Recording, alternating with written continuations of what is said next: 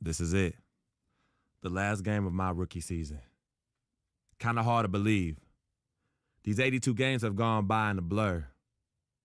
I know we're on the outside looking in when it comes to playoffs, but that doesn't mean I can't go out and give it everything I have one last time. So here goes nothing. It's Eastern Conference time for the traveling Orlando Magic today.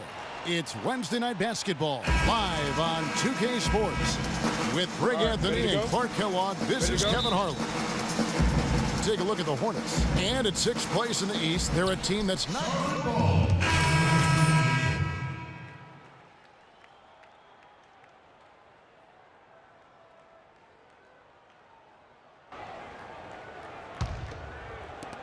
The Magic trail by 9. And first quarter, we're about 3.5 minutes in. Payton drives in. Gordon, that's good. And it's Payton with the assist. Gordon's got his first bucket in this one. Wow, what a pass there. He made that a very easy basket with that setup. And for Aaron Gordon, so much fanfare entering the 2014 draft, selected 4th overall, which was actually a couple of slots higher, I think, Greg, than many experts thought. I agree. And, you know, a lot of people obviously liked him, but Orlando clearly loved him and had very high hopes for this young man. And, of course, the injured foot, only 11 games a season ago and never really got back on track. And right from the start, Kevin, they've been pounding the glass. Most of those 50-50 balls also going their way. Well, I don't think there's any question about it. They came focused and ready to play. I mean, they're doing everything they can to put things in their favor. You earn that, and they're actually earning it well right now. Let's catch up with Doris from the sideline. Thank you, Kevin. The Magic head coach and I had a chance to talk just for a bit. He said he certainly followed the rise of Jeremy Lin into a prime-time point guard in this league, and he told me we need to try to limit his penetration. That's where he's most effective, slashing and with the drive and kick. Guys, Lin has certainly been working to improve his outside shot, but sometimes you have to pick your poison, and they'll live with him shooting from outside. Back to you. All right, Doris, thank you very much. And now, here's Batum, the fast break opportunity. And I like how he puts himself in position there to finish on the break. Yeah, you know, that's what we call seeing and feeling the game. Excellent read of how that play was going to develop and where the ball was going. That's stuff that you oftentimes can't teach, Greg. And it's Harris off the drive. And a kind roll that time off the rim as that one falls. Here's Lin. 11 points for him in that last game against Boston. But it didn't deter him from attacking defensively. His pressure was terrific. He also got 3 steals in that game. Here's Walker. Soft touch off the glass. Nice work on the inside. Hard to get that one up and over the big fella. Well, it's not supposed to be easy down there, and a little artistry on the inside helped him make it happen. 7-second difference, shot and game clock. Pass to Harris, off the screen. And the rebound goes to the Hornets. They couldn't put the pieces together, losing that last matchup with Boston. Yeah, the inability to make threes in that game, because they took a lot of them, I think, is why they ended up on the short end of the stick. Yeah, they did take a bunch of them. Sometimes you can make up for poor three-point shooting with a strong inside game, but their inside game just wasn't strong enough. Looking at what we've seen from the Hornets, what do you think? I just don't know that you're going to see a better quarter defensively than what we saw in the first. Really a big part of why they're on top here. The defense has been on point. MKG and Zeller at the forward duo. Jeremy Lin is out there with Jeremy Lamb, and it's Freeman in at center. So that's who Charlotte starts the second with. Watson dishes to Dedmon. Here's Fournier. He's covered by Kid Gilchrist. Kicks to Watson. Screen by Smith. Down to 5 on the shot clock. Over to the wing. Fournier for 3. It's good, and Watson picking up the assist. Fournier's got himself going with the triple, his first basket of the game. Hornets leading by 8. Zeller, a screen on Oladipo. And Lamb kicks to Zeller. And the shot no good, a bit short.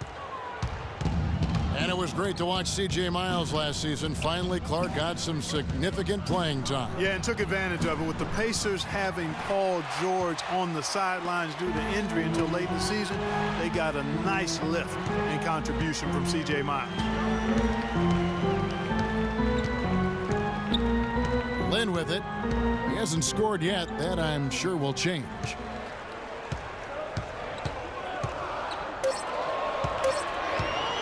Off the pick. That doesn't go, and he's 0 of 1 from the field.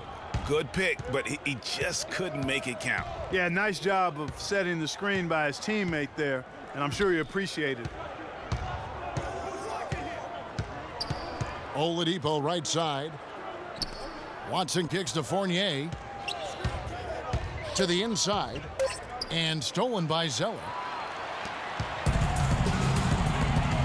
Outside, Lynn.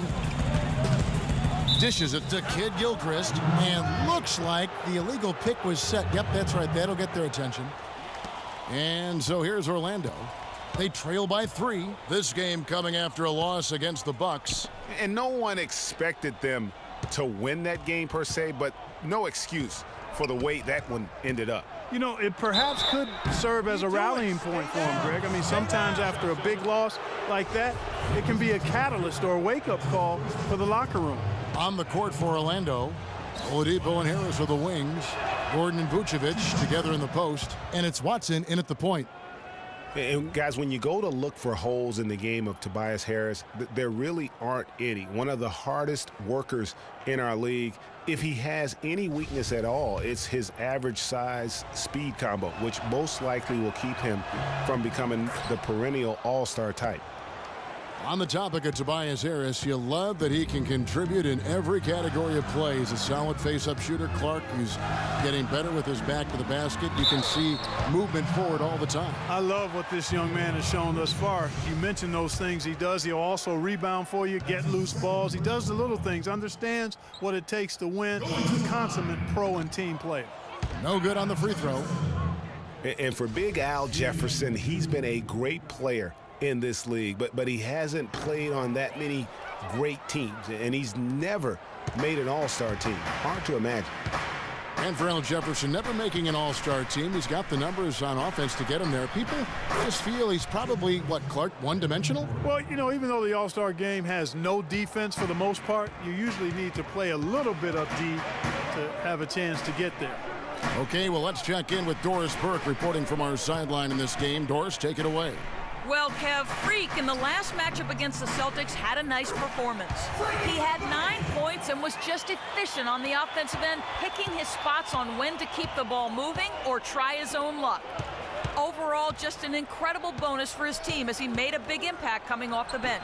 All right, Doris, well, what do you guys think? Does that kind of big performance energize a player in his next game? Guys, it's tricky, you know, because when you work as hard as he did in that game, you tend to be a little worn down. But on the other hand, he also has to be feeling terrific in terms of the confidence about the state of his game. Yeah, that's exactly right. I mean, I'd say mentally he's in peak condition, while physically he could probably use a recharge.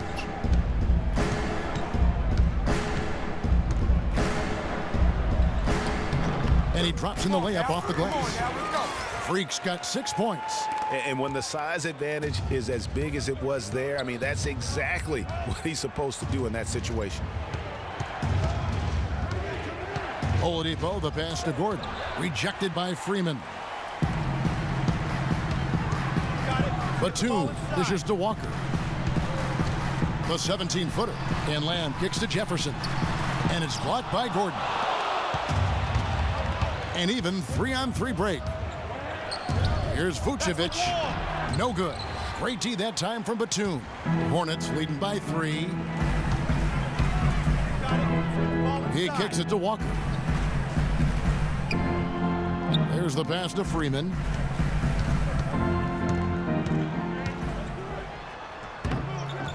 Orlando grabs the miss. Gordon's got his 3rd rebound tonight, and it's Harris off the drive. It's stolen by Lamb. 4-on-3 break.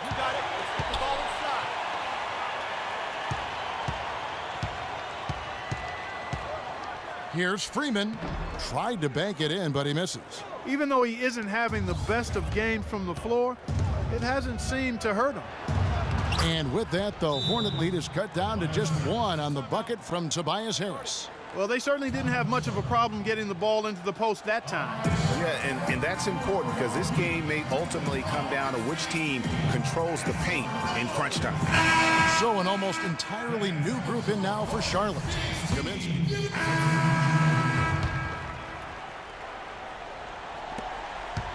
And it's the Hornets ball. Freeman in its center. Cody Zeller out there with Tyler Hansbrough. Then it's Jeremy Lin. And it's Roberts in at the 2. So that's the lineup for Charlotte. For 3, Gordon. But they recover it. Multiple possessions have been the story of the game, and even with the big lead, this team continues to be quicker to the ball. And so it's Charlotte with the win. Some good competition, but the hometown advantage and their ability to stay focused, I think, Clark, made the difference. Well, you know, at this stage, you've got to defend your home floor, and they did. All right, now. Girl.